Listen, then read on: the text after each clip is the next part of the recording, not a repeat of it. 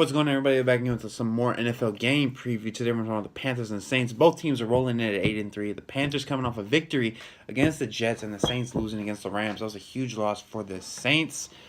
That was a huge loss for the Saints in terms of playoff implications. The Saints and Panthers have played each other earlier this year, with the Saints winning 34-13 in Carolina. That's interesting. They played it in September, I think September 24th. Saints won 34-13. That was a huge win, especially now looking back on it. The Panthers have to get this win back, to get ahead in the division, and for playoff implications in terms of seeding. It gives them a win against an NFC opponent and a divisional opponent, and it brings the season series tied to 1-1. In which case, they would have to look at NFC record later on if both these teams finish with the same record. Now, jumping into some key matchups here. We're going to start off with the Rams. Not the Rams. I'm sorry about that. The Rams will be a video we do later on in this week. I think they have a good matchup here, too.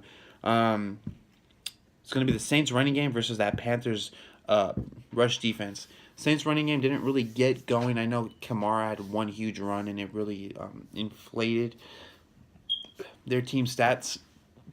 So, looking ahead here, they have to pound away with Mark Ingram. They have to get him also involved in the passing game with a couple of quick, easy pass catches to get him out in space.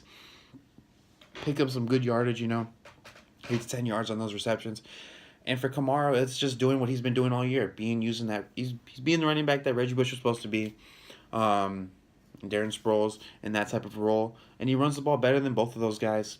And he's a great pass catcher. He can make guys miss. He's really good. He's probably one of the front runners for Rookie of the Year, I believe. He should be in the discussion, him and Leonard Fournette. A couple of other guys. We'll get into that later, probably in the end of the season when we do an awards video. But yeah, the Saints have to get those two guys going. That's their bread and butter. That's where their success has been on their 8-game win streak that they were on. That they weren't able to get to against the Rams. The Rams completely controlled that game. It was a thorough domination. The scoreboard does not reflect that, but the Rams dominated that game. For the Saints here, it's just going to be getting those guys involved. For the Panthers, I would probably try to if I can only shut down one of those two guys, I'm shutting down Kamara. Because he's more of a dual threat than Ingram. I'm not saying Ingram is not a dual threat. I'm saying he is. It's just Kamara is so much more explosive in my opinion, and he's catching balls. He catches more balls than Ingram does in my opinion, and he's used more in the passing game than Ingram is.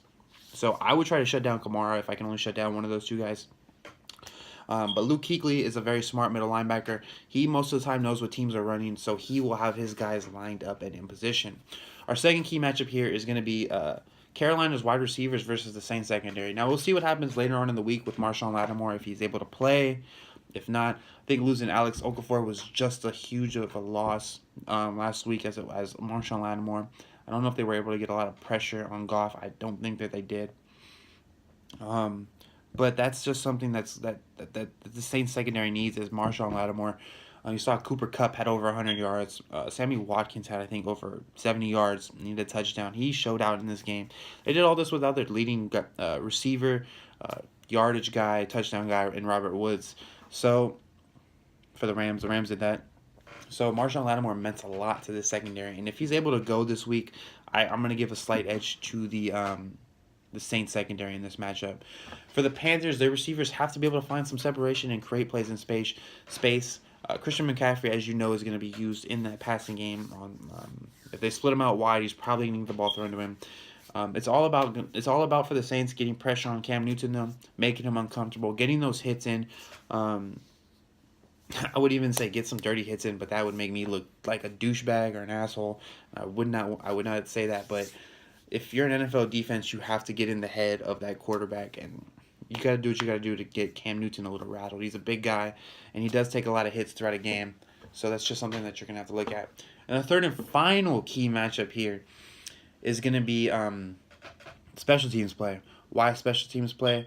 Well, I think, honestly, that this game could come down to punts. Why punts? Because I think that field position is going to matter in this game. I think that both of these teams are a lot different than they were in September. Obviously, I think everybody knows that for a fact. I think field position is going to play a greater value in this game than what we're looking at. And I think that with Thomas Morstead, he's a good punter. I'm not sure who the Panthers punter is, but they're gonna have to flip field position, especially if their offenses are struggling a little bit, they have to be able to flip field position and help the defenses out. And that's just something that I think is such an underappreciated part of an NFL game and special teams play. And it's just something, you can get a turnover on a punt return, a turnover on a kickoff return. You can block a punt, block a kick. It turns momentum, it flips the way that we're seeing the game being played, and it changes the way that the coaches are coaching. It's just an underappreciated part of the game. And special teams coordinators are unsung heroes, I guess you can say, or they can be unsung, um, or they can be the talk of the town with a fucked up special teams play. So, that's going to be our three key matchups for both teams. Now let's jump into our three reasons why for each team. I'm going to start with the Saints. Three reasons why the Saints will win this game. They're going to be able to get back to their bread and butter, running the ball with Ingram, running the ball with Kamara, using those guys in the passing game. It's going to come down to those two guys. Last week they were unable to get going, so it's up to that. I also believe that Michael Thomas has to find a way to get going too. I know the Saints aren't throwing as much as they have in the past, but Michael Thomas, I think he's one of the best young receivers in the league. I think he has a chance to continuously keep getting better. Keep going on this type of slope right here. Keep going up, up, up, up, up. I think his ceiling, his career is just going to keep going up, especially in this offense. I just feel like they have to find a way to get him going, get him open, get him the ball in space. But it all comes back to getting the running game going because Drew Brees is such a master in the passing game. Number two, the defense is able to get the shots on Cam Newton that is necessary. And when you can hit Cam Newton early in the game, it forces him to make errant throws late in the game. We saw that in the when the Panthers played the Eagles. He threw probably about 6 interceptable balls late in that game. I think he got picked off twice at the end of that game. 6 interceptable balls is a lot in an NFL game. With Cam Newton, I think he's such an erratic passer that if you're able to get those shots early, you can take advantage of him late. And number three, the Saints' offensive line has to show out. They were unable to create a lot of big holes that they have been creating. I know that there's been some injuries, a couple of nickups, things like that. But you have to be able to dominate the line of scrimmage. The trenches are where every single football game is won. You can either win or lose in the trenches. And the Saints really rely upon their offensive line with their running game. When your running game is booming, is going great, that offensive line looks terrific. And that was number three. For the Panthers here, for the Panthers, it's plain and simple. Cam Newton. Cam Newton has to play efficient. No turnovers. He has to complete 65% of his passes. He has to be able to run for about 50 to 60 yards. If Cam Newton can do that, I think that puts the Panthers in great position to win this game. That's something that Cam Newton struggles with is his accuracy, and if he's able to overcome those deficiencies in this game, and he's able to avoid some hits, then I think later in the game he can take advantage with his legs. Number two, the Panthers defense shows out.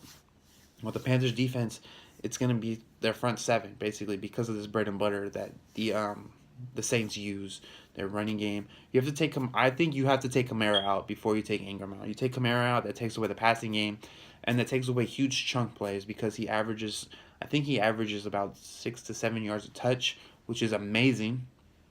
No matter how you get in, that's terrific for a running back.